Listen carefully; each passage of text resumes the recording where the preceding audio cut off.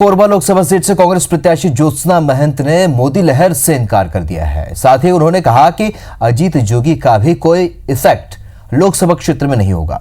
परिवारवाद के सवाल पर ज्योत्सना ने कहा कि मैं भी एक सामान्य महिला कार्यकर्ता हूं, मुझमें योग्यता है कि नहीं ये जनता तय करेगी। ज्योत्सना महंत से बात की हमारे संवाददाता सौरभ सिंह परिहार ने। कोरबा और एक दुर्ग। तो कोरबा से विधानसभा अध्यक्ष चरणदास महंत की पत्नी ज्योत्सना महंत को टिकट दी और इस वक्त हमारे साथ ज्योत्सना महंत जी सबसे पहले तो आपको बधाई। और आप मुझे सबसे पहले बताइए कि जीत किस तरीके से देखते हैं आप, क्या आपकी रणनीति रहेगी वहां पे?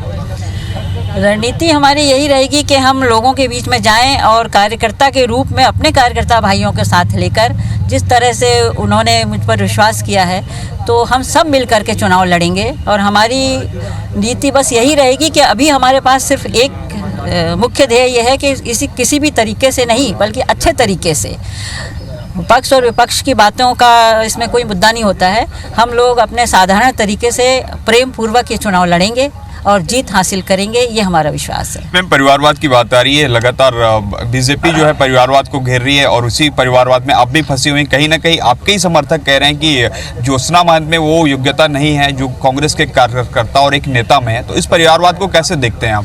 देखिए, मैं भी उनके समान ही एक सामान्य कार्यकर्ता हूँ और उनके साथ ही मैं चलती रही हूँ। मुझे ऐसा नहीं लगता कि कोई मुझ में योग्य अयोग्यता दिखता है।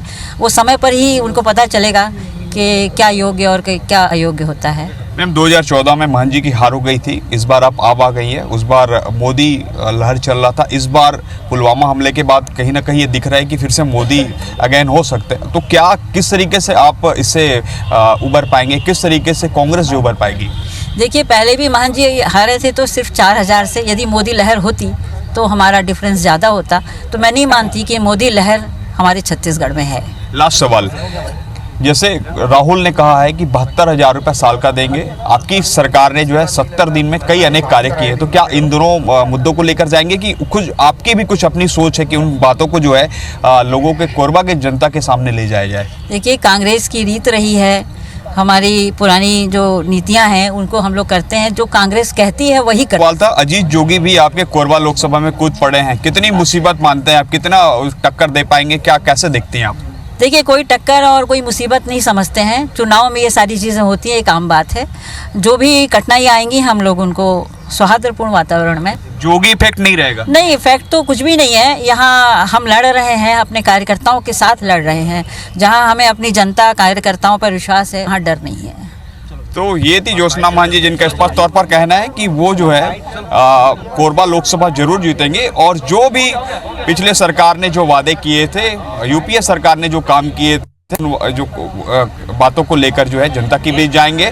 और वर्तमान में जो छत्तीसगढ़ की सरकार ने 70 दिन में अनेक ऐसे विकास कार्य किए हैं जो पिछले में 15 साल की भाजपा सरकार ने नहीं किए, उन सभी मुद्दों को लेकर जाएंगे। अब देखना होगा क्या ज्योत्सना महंत जो है बीजेपी की जो कैंडिडेट है वहाँ ज्योति नंदुबे को हरा पाती हैं। कैमरामैन हितेश के साथ सौरभ सिंह परिहार, IBC 24 रायपुर।